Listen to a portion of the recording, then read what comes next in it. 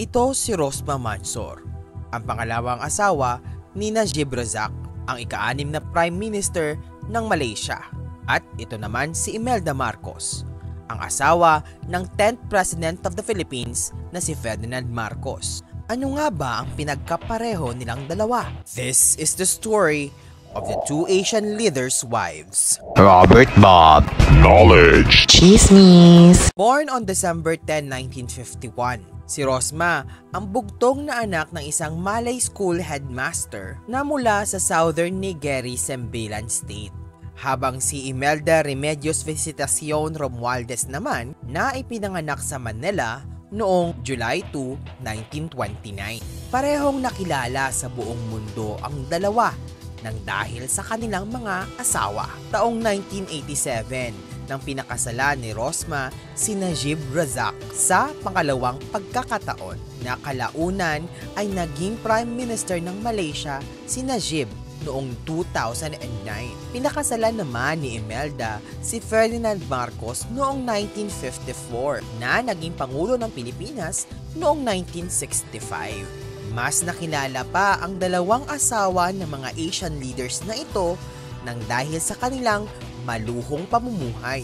Si Rosma, na kilala bilang The Bag Lady, ay sinasabing gumastos ng $8 million sa loob ng 7 taon sa mga designer shops at $400,000 sa mga anti-aging products. Meron siyang $10 million worth na 30-carat diamond ring, 14 tiaras, 2,200 pieces of rings or singsing, 2,100 pieces na bangles, 1,400 necklaces at 567 pieces ng mga high-end bags mula sa mga brands na Hermes, Prada at Chanel. Lahat ng ito ay meron siya habang ang kanyang asawa ay may sweldo lamang na $130,000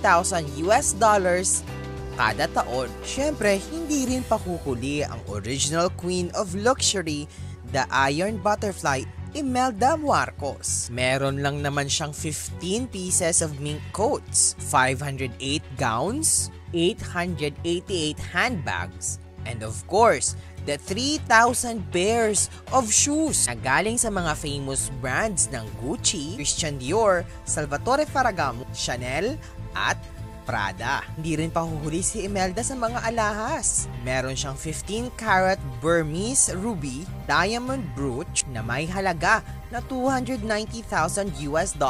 Meron din siyang 30-carat diamond Bulgari bracelet na may halagang $1 million. Meron din siyang tiara valued at $47,000 at rare na 25-carat pink diamond with approximately $5 million.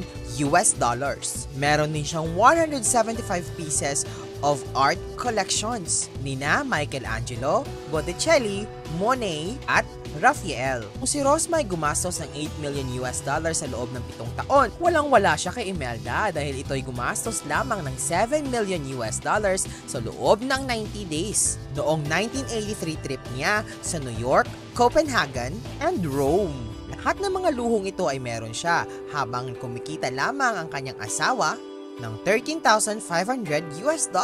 Sa kabila ng mga luhong ito, parehong nahatulang guilty sa kasong graft ang dalawa.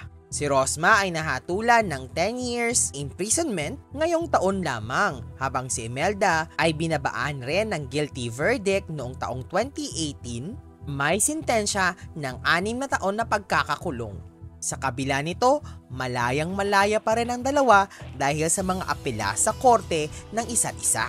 Magkaiba man ang lahi, magkaiba man ang panahon, hindi naman maikakaila ang pagkakahawig ng kanilang maluhong pamumuhay, mga sinapit ng kanilang asawa at ang paghatol sa kanilang buhay ng mga taong minsan ay kanilang pinamunuan.